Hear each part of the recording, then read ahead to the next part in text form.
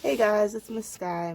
For this week's dance challenge, I decided instead of doing a routine, we'd go over some popular dance moves, some that require like flexibility, some that require some balance and core strength for you guys to attempt to learn to do. Either by next week or over the course of time. Now, the first thing we're going to go into is very common. Most people know it as the split. Um, for this one, when I first learned it, it took me about a week, but I was also very young and very determined. So, depending on how much you put into it, you should be able to get it done. If you guys recall, we have that list of stretches that we gave you the very first week of the dance challenges, and one of those stretches they talked about a lunge, and that's actually a stretch that will help you to get your split. So we're going to go into the lunge as we stated in that. You put your hands on your ground to help yourself. You bring that one leg up, whichever leg is more dominant or you think you can do it on. I can split on either leg, so if you would like, drop it out in the comments and I can show you how to do it for the other leg, but it really is just the same. So you bring your leg up, knee should be about where your shoulder is, hands right by your heel. Then you'll bring that back leg up behind you. So you see it from the side, it's like that.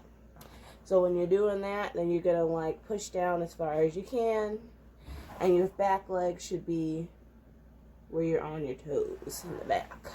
So you're gonna bounce.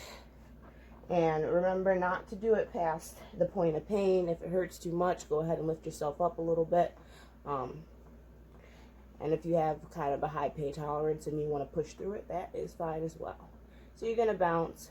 And when you feel like you've done a little bit of bouncing and it's kind of starting to hurt a little bit, you're going to come up and rest. And then you're going to go right back into it once you're comfortable. And we'll do that a couple times. You're going to come back up. And we're going to go back down. Alright, so I'm going to face this way now so you guys can see how the push-off works when you finally get to it. So, one more time up. One more time back down. We're going to bounce. And then what you'll do is you'll take this foot and use your hands to push yourself back and go into your split when you're able. Okay, so for those who didn't see that very well in the front, you're doing that. You're pushing back and you're splitting. Okay? So that's the first. Alright, so for the next one, what we're going to do is we are going to do a move called the pigeon. It is something that I learned in yoga. This one is kind of similar to what the split looks like, but I will tell you that it does require a little bit of balance, a little bit of flexibility, and it does take a bit to get to it. This is definitely not one that it took me a week to learn, but it is something that I was able to catch on to fairly quickly, especially once I was able to get the split. It just came a lot easier. So for this one, you're going to take a leg, you're going to put it in front of you. It's going to be at about a 90-degree angle. You'll take that back leg and straighten it out behind you, and you want to lay forward.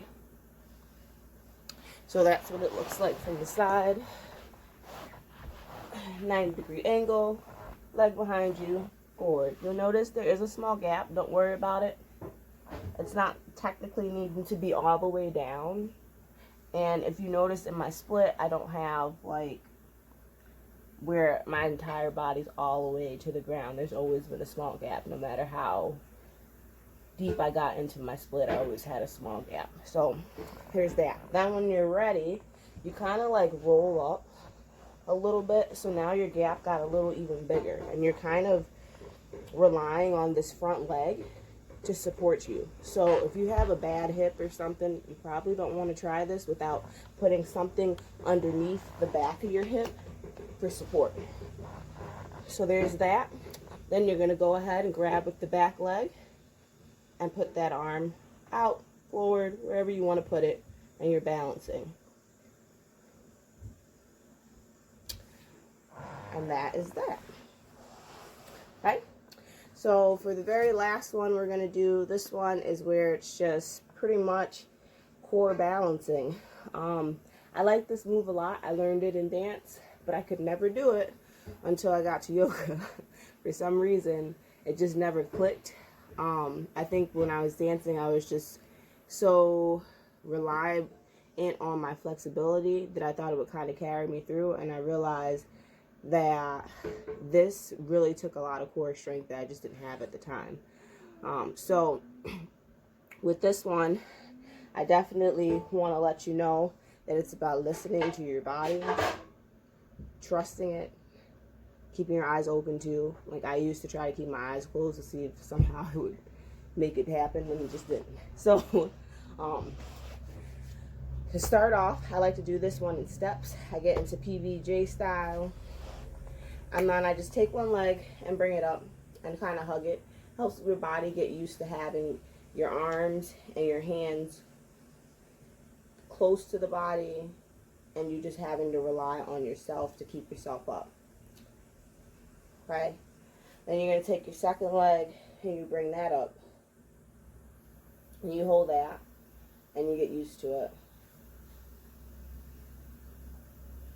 Now when you do that, you want to take your next leg and you want to bring it up. Once you're used to that,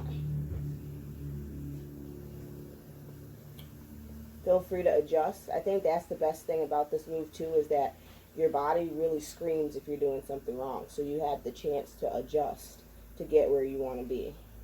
Then you'll take the next leg and you'll bring it up. And that is the move. Now, to see it from the side so you can see, I'm not leaning on anything, but you do kind of have to sit back on your butt a little bit, but also push that stomach forward slightly. So we'll go through the steps again where we say we went 1 in, and we brought 2 in, then we brought a leg up, then we brought the other leg up. And as you can see, like, I do have to sit back a little bit in order for me to get that balance.